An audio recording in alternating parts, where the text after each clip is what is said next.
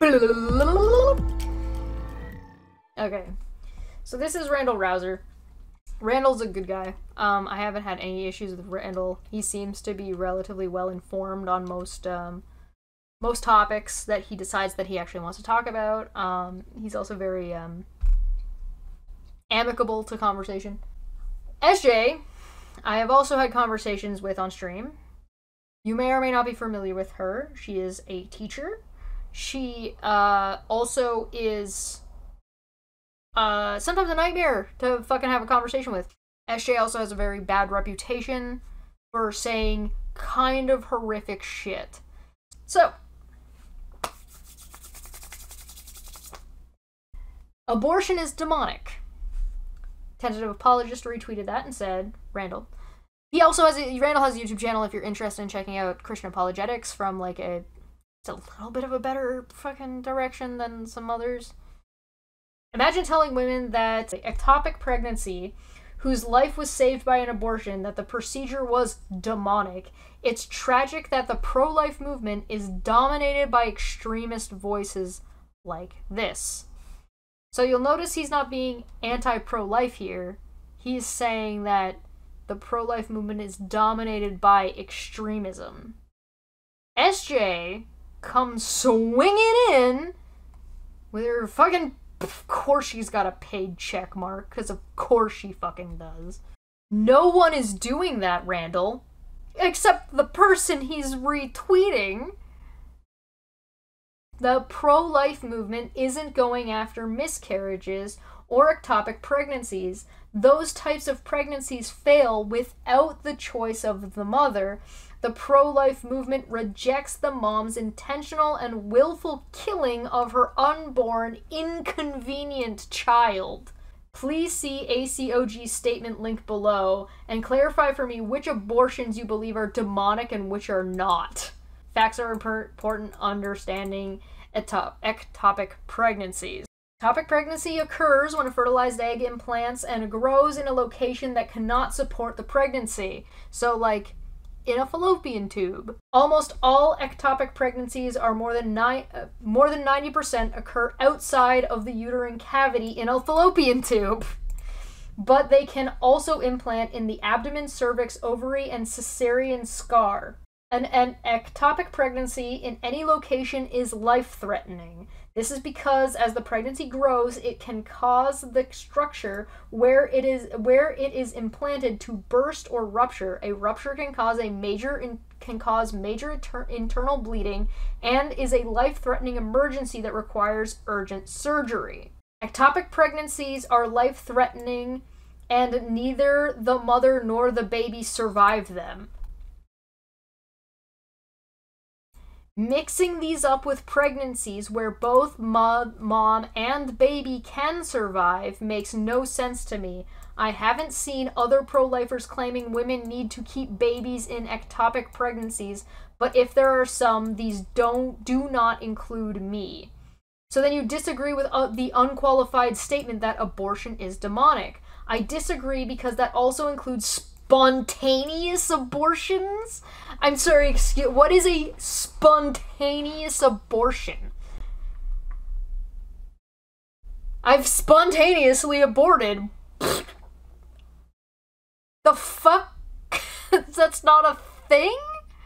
And I still don't believe the surgeries performed for ectopic pregnancies should be classified as abortions. She's splitting hairs.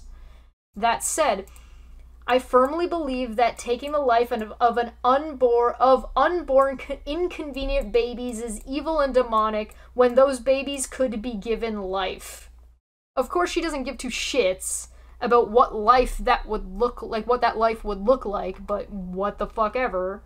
Women can survive ectopic pregnancies if they're provided proper medical care, you bitch! Jack answered with something that says, every single thing you've said were wrong because Florida abortion laws, and let's take a look at this. Because of Florida abortion laws, she carried her baby to term knowing he would die. Florida woman unable to get an abortion in her state. Let's see if I can zoom this in a little further. There we go. Florida woman was unable to get an abortion in her state, carried to term a baby with no kidneys. Deborah Roberts Son Milo died in her arms on March 3rd, shortly after he was born, just as her doctors had predicted he would. He gasped for air a couple of times while I held him, said Daubert, 33. I watched my child take his first breath, and I held him as he took his last one. She said her pregnancy was proceeding normally until November, when, at 24 weeks pregnant, an ultrasound showed that the fetus did not have kidneys. Why didn't she induce the birth at 24 weeks? Hi, SJ. Look, somebody who's gonna be way more friendly than this bitch deserves. Galaxy Collision makes a bunch of really good points, which I want to get into, but we're gonna come back to them. Not only was the baby sure to die, her doctors told her, but the pregnancy put her at especially high risk of preeclampsia, a potentially deadly complication. Her doctor told her it was too late to terminate the pregnancy in Florida, because fuck Florida, which bans nearly all abortions after 15 weeks. The only options were to go out of state to get an abortion or carry the baby to full term, and Daubert and her husband didn't have the money to travel. Wow, it's almost like these laws are classist because rich people are still fucking getting abortions because they can just go elsewhere to fucking get them.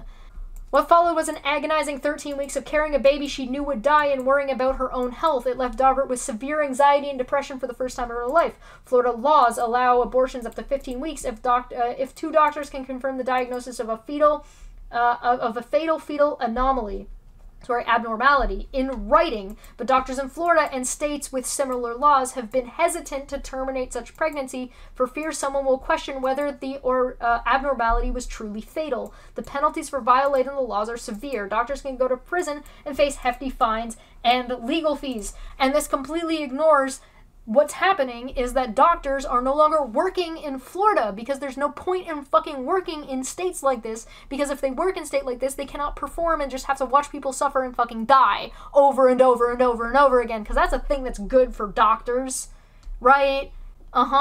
Because some people say, well, the doctor should do it anyway. It's like, that's not on them. It's not their job to take up the failure of the government overreaching conservatives who want smaller government and less government oversight and less government overreaching, who are utilizing the government to punish people that are of a lower class or a lower station in life and disproportionately attacking people who are less white than you.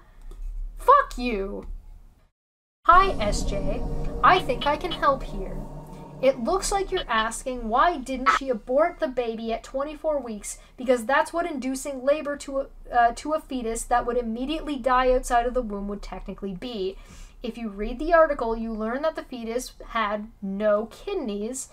You'd also learn that the mother, if she chose to abort, would have done so against the law, as her right to her own body has been stripped by theocrats in Florida. But your solution, which amounts to taking the fetus out so it can die and she isn't forced to risk her health, is a wonderful example of why abortion rights need to exist. If you have any questions, I'm always available. The woman had a health condition that makes inducing the birth possible. See here for more information. 24 weeks, the baby is well developed. Not a baby that has no kidneys! Do you know what kidneys are or what they do? This is what I mean by dishonest. It doesn't take much to understand what having no kidneys means. Can a baby survive outside of the womb at 24 weeks? Sometimes there are examples of that can happen. Can a baby with no kidneys survive at all? Huh? Way to, again, dishonestly fucking skirt the fucking problem because you're not reading the fucking article, which is dishonest inherently. Thanks for your response, but I feel like you didn't read the article. At 24 weeks, inducing labor would have entailed evacuating the fetus, followed by the fetus's immediate death, which is what an abortion is. She was forced by law to carry it at risk of medical complication. No! I would love to see SJ's fucking thesis about how to survive without kidneys. Induced labor would result in a natural birth of a whole baby. A whole baby minus kidneys? Abortion would result in terror for pain, whatever the fuck that means. The baby's brains would be suctioned out and body parts cut off, removed, and organs harvested? Who's harvesting abortion organs? What the fuck are you talking about, you conspiracy nutcase? No! What are you gonna harvest the kidneys that aren't fucking there? What are you talking about? Are you talking about stem cells? Those aren't organs, you fucking idiot. How are any of those fucking organs even gonna survive to be harvested, you contemptuous piece of shit? You want to talk about what demons do and what's demonic? Lying and making people suffer because of lies and torturing them, like forcing them to carry around a dead baby at their fucking own medical risk. You bitch! Nor are stem cells harvested without consent. Thank you! One process is expected from the mom, while the second is a moral atrocity. Everything you're describing and what you want from people is a moral atrocity because you are not willing to acknowledge the practicality and what you are actually asking for. You have a fucked up version of what you think an abortion is, and because you're too stupid and too dishonest to actually look at what an abortion entails and why they are needed when you were able to have the choice for yourself and are trying to strip it from other people. I'm a mother of 2 sons. Not relevant. I was once pro-choice. Great. I became pro-life when an ultrasound technician told me I could terminate the pregnancy. I like how she took the word could out of the quotation. Of my son because he had 2 soft markers for Down syndrome. I refused to do so. That's sick. I could see his fingers, toes, nose, etc. He wasn't born with Downs, but my hubby and I decided that no matter the outcome, we were going to give birth to our son. Well, I'm glad you were in a position to be able to do so and be able to financially support that child and what that child's needs would be in that case. That's not everyone's scenario or situation. Our culture is sick. Because why? What are you describing here? That not everybody has the same fucking privilege as you do? That not everybody has access to the same resources that you do? Well, clearly the answer is going to be that everybody should have access to those resources then, right? No, of course not. Bodily autonomy doesn't give you the right to take the life of your unborn child. It's grotesque that anyone would claim that it does.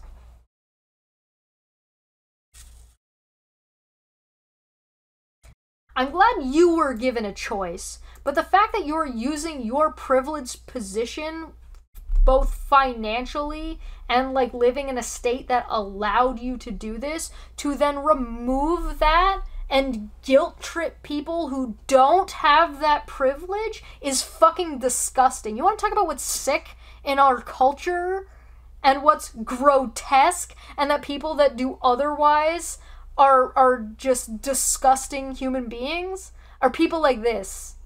People who got the option, people who had the choice, people who were given these opportunities, who then use that as a fucking benchmarker to say that other people ought to live their life the way that they did with those things without even recognizing that they had those things in the first place. I'd love to know how many kids SJ has adopted, but I digress. You know what else fails without the choice of the mother during an ectopic pregnancy? Her life. It's a straw man to claim we treat ectopic pregnancies the same as other normal pregnancies. And Abby showed me where I did that since you want to talk rhetoric. If you're going to claim that somebody pulled a straw man, show it. Show the straw man. Don't worry. It gets worse. Abby, by the way, is featured on that time of the month on the YouTube channel, so please feel free. If you want to hear more from Abby, which I absolutely recommend because Abby is actually fucking goddamn genius. And I absolutely recommend you hear more of what Abby has to say. You can find her on that time of the month over on the YouTube channel. Thank you. What is the practical effect that has been happening in regards to these ectopic pregnancies being treated separately? What's been happening practically in America once these laws have been enacted? Her response was fewer killed babies in some states. So she's completely knowingly sidestepping the issue because she's fucking jumped ship to a whole other topic of dead or not dead babies when the question was about ectopic pregnancies, which she brought up in the thread herself. Holy shit. Do you genuinely believe that there will be a statistical significant increase in the population of newborns in this state, in these states? But the other question on top of that will be, do you think people are not getting abortions because they have less access to them? And do you think that there is going to be an increase because of this lack of medical care? Is there a significant increase in pregnancy risk? And the answer is yes, there's already been an uptick, and I definitely recommend you go and look at those numbers for yourself. America was already abysmal in when it comes to first world countries and their pregnancy mortality rates. It has not gotten better, I assure you. And again, I recommend go look it up, because you won't believe me if I just tell you the fucking numbers. Fewer babies are killed in some states. False. This is the practical effect of abortion bans. First one, The Guardian. Killed by abortion laws, 5 women whose stories we must never forget. Savada, I don't know how to pronounce that last name, was a 31-year-old when she died of blood poisoning nearly a week after she arrived at University Hospital Galway in Ireland, complaining about intense back pain. Was 17 weeks pregnant with her first child and went to the hospital with her husband on Sunday, the 21st of October of 2012. Within hours, the doctor said a miscarriage was inevitable, even though a fetal heartbeat could be heard. By this point, she was in unbearable pain and very upset, according to the healthcare staff. The plan was, she was told to wait and see if she would miscarry naturally. At the time, Irish law stated that abortions were permitted only if there was a real and substantive threat to a woman's life. By Tuesday, there had been no miscarriage. The couple asked whether one could be induced,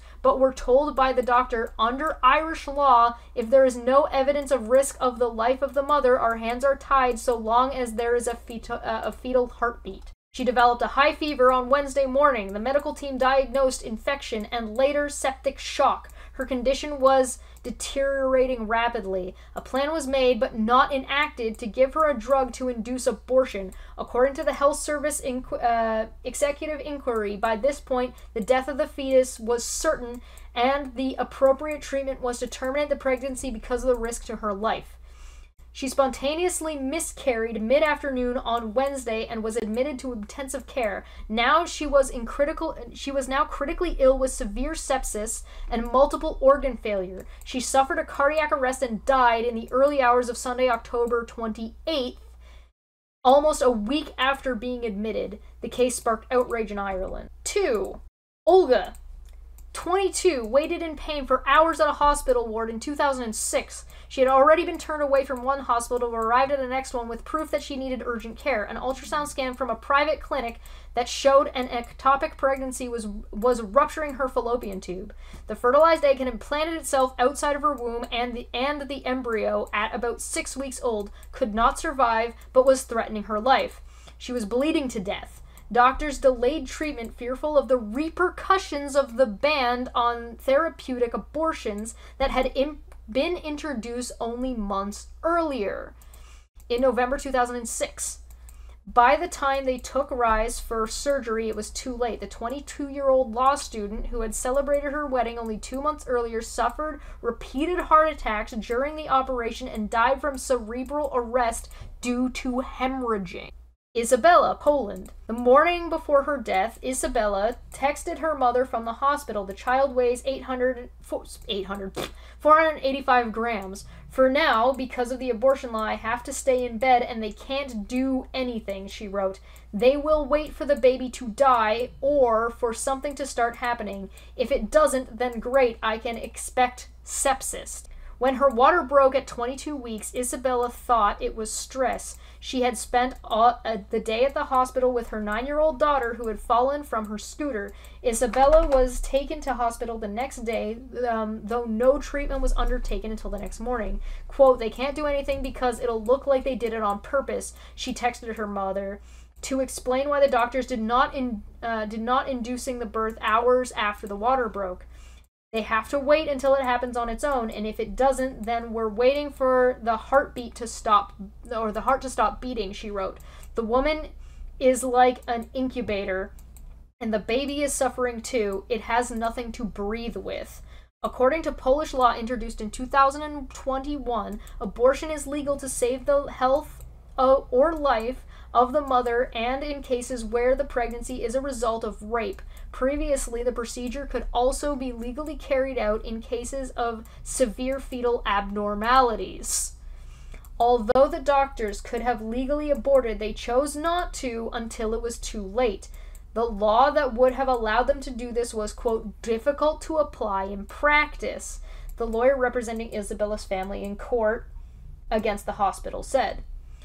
If they carry out an abortion too early and the prosecutors then decide there was no danger to the mother, the prosecutors decide this, not doctors, the prosecutors. At that point, they can face up to 3 years in prison. Consequently, doctors are more cautious in their decisions. As doctors waited for the fetal heartbeat to stop, women on Isabella's ward recalled her pleading with the staff, quote, she felt that something was not right, but they kept telling her that the heart is beating, and that as long as the heart is beating, this is the way it must be. One woman told Polish media, quote, I can hear her words to this day, that she wants to live, she doesn't want to die, that she has people to live for, end quote, the woman said. Manuela in El Salvador.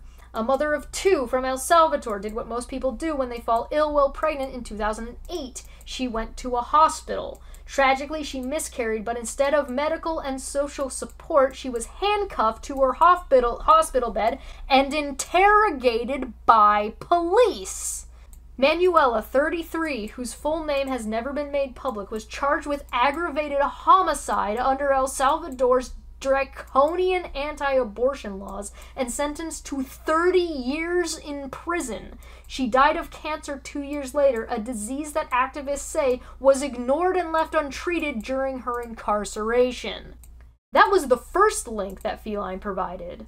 The next link, pregnancy-related mortality impact of the total abortion ban in the United States, a research note, increased deaths due to remaining pregnant. In this research note, I estimate one component of the mortality impact of denying all wanted induced abortions in the United States. This estimate qualifies the magnitude of the increase in pregnancy-related deaths that would occur solely because of the greater mortality risk of continuing a pregnancy rather than having a legal induced abortion. Estimated annual pregnancy related deaths in the United States before and after a hypothetical ban on induced abortions, assuming no increase in the rate of unsafe abortions. 7 persistent claims about abortions fact-checked. Lingering claims circulate about abortion, including about the safety of it, who gets abortions, and even who supports or oppresses access to abortion. Below are 7 popular claims surrounding abortion getting fact-checked. Claim. There's a big support for ending Roe v. Wade in America. 6 in 10 United States adults, 61%, say abortion should be legal in most or all cases. Claim after Roe, abortion skyrocketed. While the abortion rate increased significantly in the decade after Roe v. Wade, it has since decreased below the 1973 level. Claim abortion is dangerous. Pregnancy and childbirth are far more dangerous than getting an abortion, according to data from the CDC. Abortion-related deaths per 100,000 legal induced abortions is 0.4. Pregnancy-related deaths per 100,000 live births, 17.4.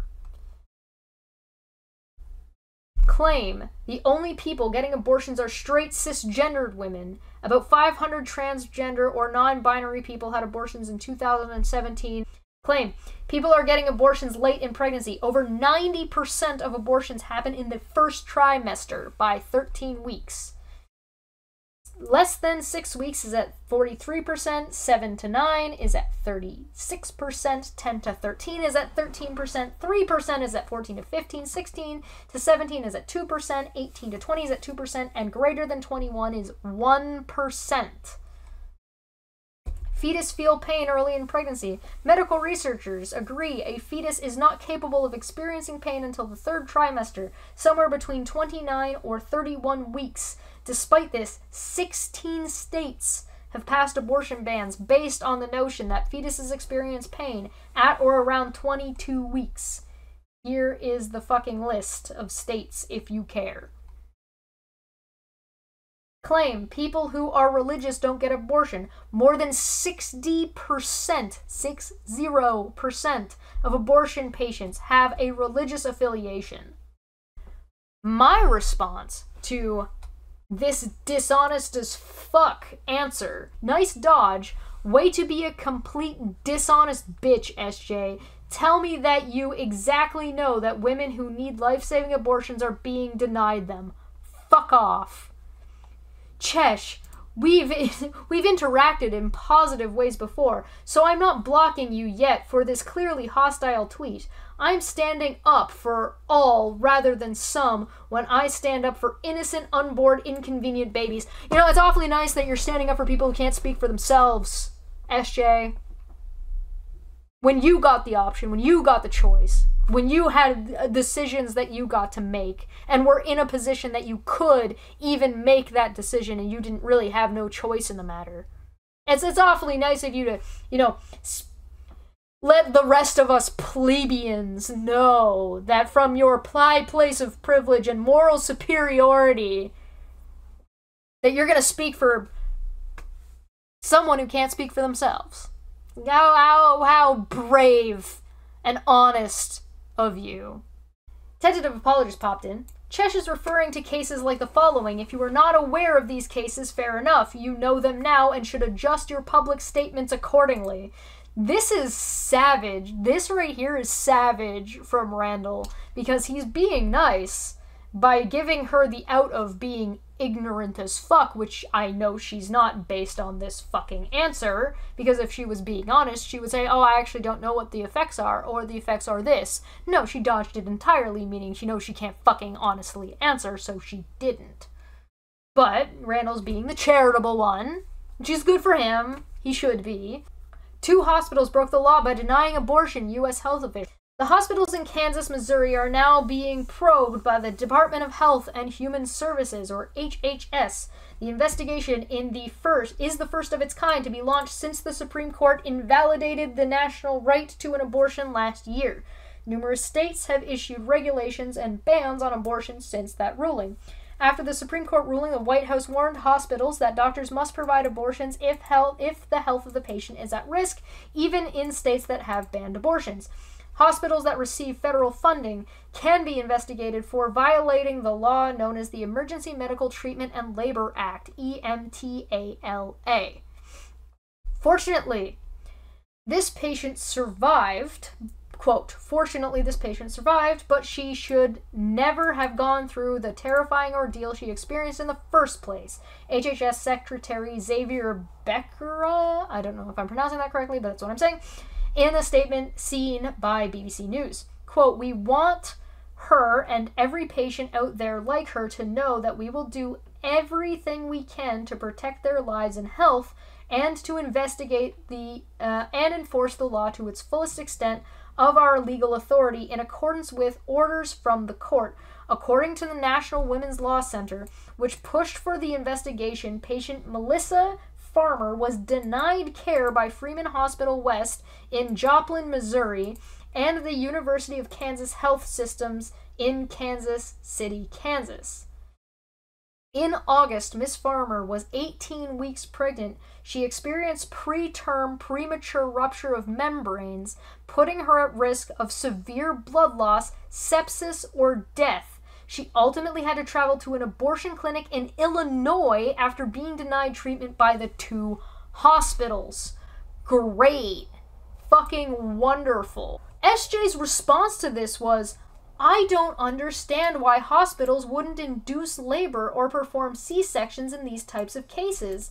In some, the baby may actually survive, and in all, the babies wouldn't be torn apart and suctioned out so inhumanely. I would love to know why the flying fuck SJ thinks that suction is the way this, which was severe internal blood loss, sepsis, and death, suction was the way this was dealt with. Yes, just suction.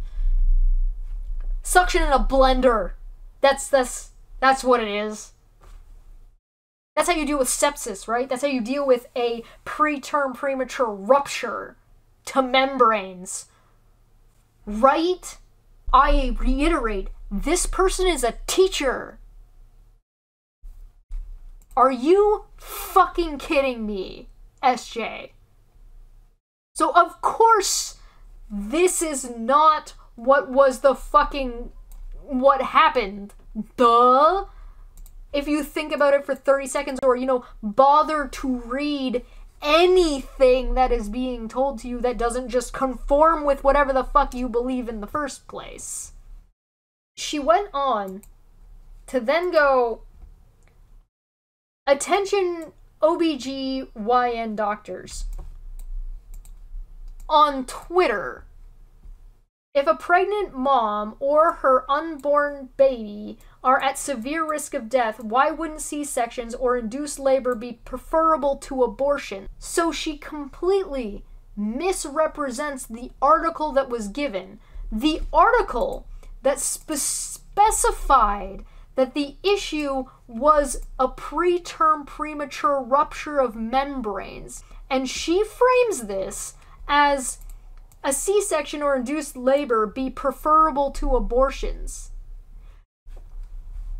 What in the flying fuck makes you think a C-section is even possible, or an induced birthing process is even possible with a rupture of membranes and internal bleeding, you contemptuous piece of shit? Stop being such a judgmental whore towards fucking everybody else who has to live a not as easy life as you fucking apparently get to do, and you can suck an absolute dick. Except you're not allowed, because if you sucked a dick, you'd be wasting sperm babies. You cunt! Fuck off! I cannot tell you, I cannot express to you how many words you need to go fuck yourself with. It's not your place to judge, little Miss Christian bitch. This isn't your job. That's God's job. Let people fucking live their lives and let God sort them out later about whether or not they made the right decision to save their own fucking life in a situation where they're gonna die and their baby's gonna die. I fucking hate this shit, and you need to go fuck yourself. And everybody who's like you and makes these arguments need to go fuck themselves. You're not godly. You're not acting like Christ. You have zero compassion, and you need to go... If I'm not mistaken, you're going straight to hell, not only for being a judgmental bitch, but also for lying and misrepresenting and bearing false witness, which is what you've been doing through this whole fucking thread. So enjoy rotting in hell, SJ.